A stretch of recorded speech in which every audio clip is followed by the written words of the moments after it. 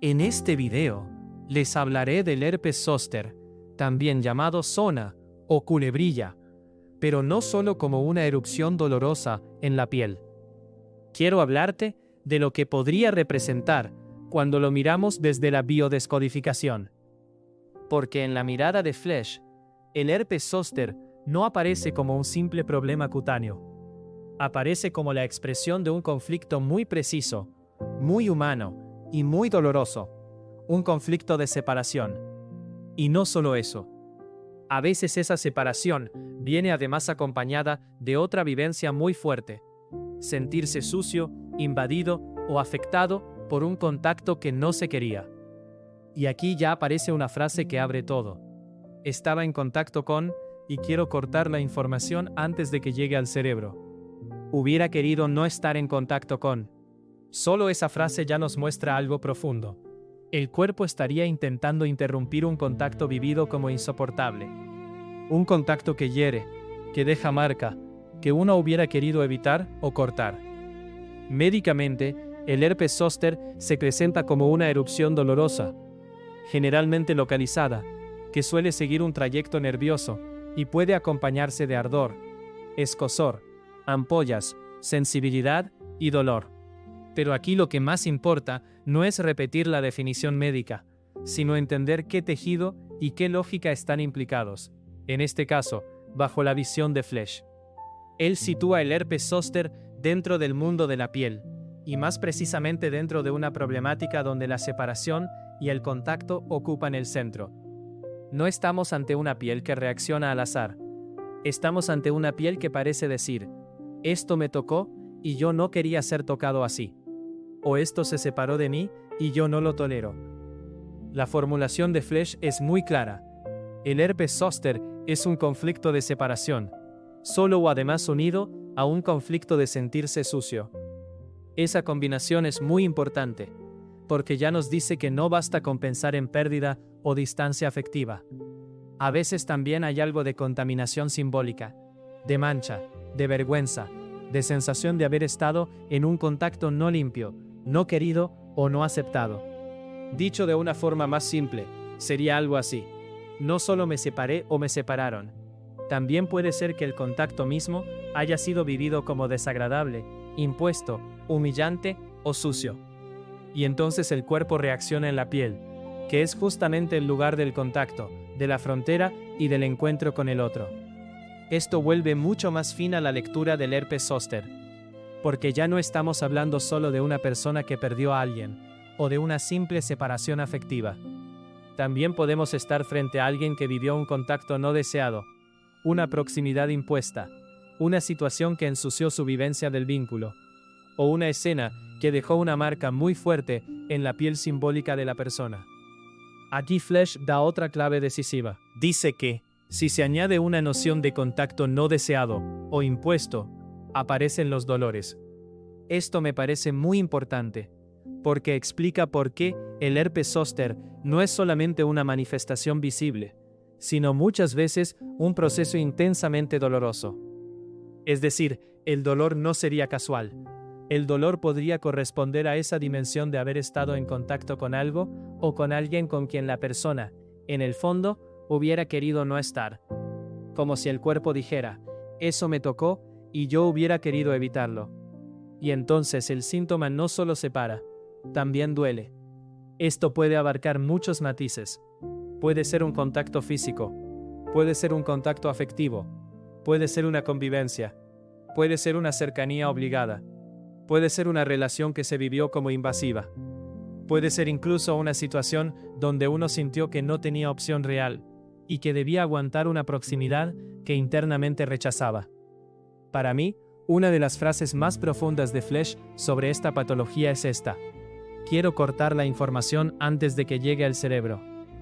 Eso es potentísimo, porque ya no se trata solo de separación o suciedad. Se trata de un intento biológico de interrumpir el impacto.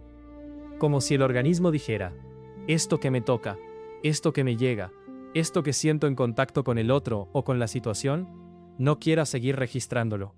Necesito cortarlo antes de que me invada por completo.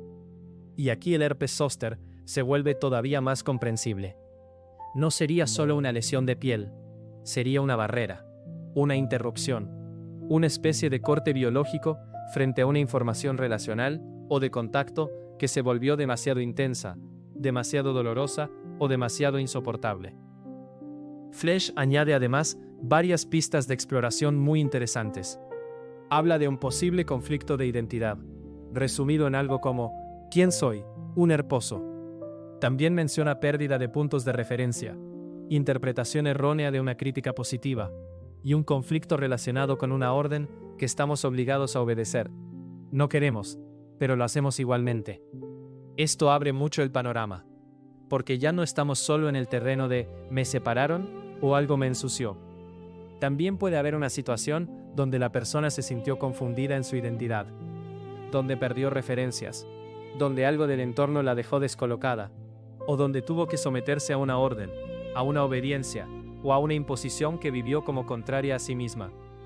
Y esto es muy valioso, porque permite mostrar que el herpes zóster no necesariamente nace siempre del mismo tipo de escena.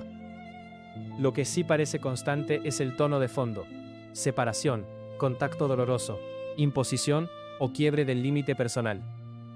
En otro libro, Flesch da un ejemplo que me parece muy revelador. Cuenta el caso de una mujer con sinusitis alérgica de larga data. Y al reconstruir su historia, aparece algo importante. A los 9 años fue separada de sus padres, enviada a vivir con una tía autoritaria y estricta. Quedó aislada, abandonada y dejada de lado. En ese contexto, desarrolló un herpes zóster. Flesch incluso resume esa vivencia con la expresión «dejada de lado». Esto refuerza muchísimo la idea central, porque aquí el herpes zóster aparece en un contexto clarísimo de exclusión, separación afectiva y abandono. La persona no solo pierde contacto, además queda apartada del lugar donde se sentía perteneciente. Es literalmente puesta a un lado. Y la piel, entonces, expresa esa separación con toda su fuerza. Para mí, este ejemplo es precioso clínicamente, porque hace bajar la teoría a tierra. Ya no estamos en una abstracción. Estamos viendo cómo una experiencia de separación, aislamiento y abandono puede encontrar una salida corporal en un herpes zóster. Si uno entiende bien todo lo que Flesch está diciendo, aparece una idea muy fuerte. La piel es memoria del contacto. La piel recuerda quién me tocó, quién dejó de tocarme, de quién me separé, quién me invadió, qué contacto quise evitar, qué proximidad no pude impedir. Y el herpes zóster parece surgir precisamente ahí, donde el contacto y la separación se vuelven insoportables. Por eso, no me parece casual que esta enfermedad duela tanto. No duele solo la piel, duele la historia de contacto que hay detrás. Duele lo que tocó de más, duele lo que faltó, duele lo que no se pudo evitar, duele lo que se vivió como demasiado cerca o como una ausencia demasiado brutal.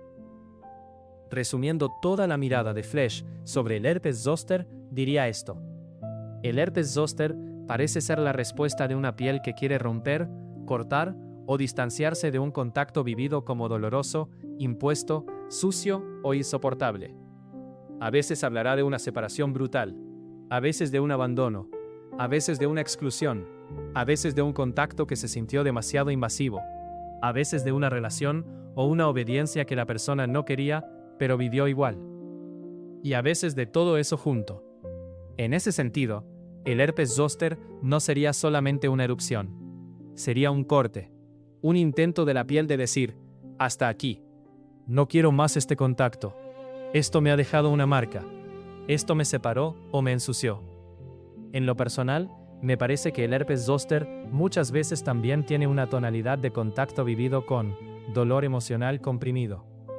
Como si la persona hubiera soportado demasiado tiempo una situación que no pudo ni metabolizar ni cortar a tiempo. Y entonces el cuerpo termina haciendo el corte por ella.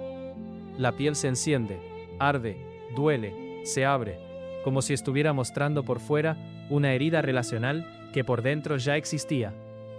También me parece que en algunos casos el herpes zóster puede aparecer cuando la persona está entre dos movimientos al mismo tiempo.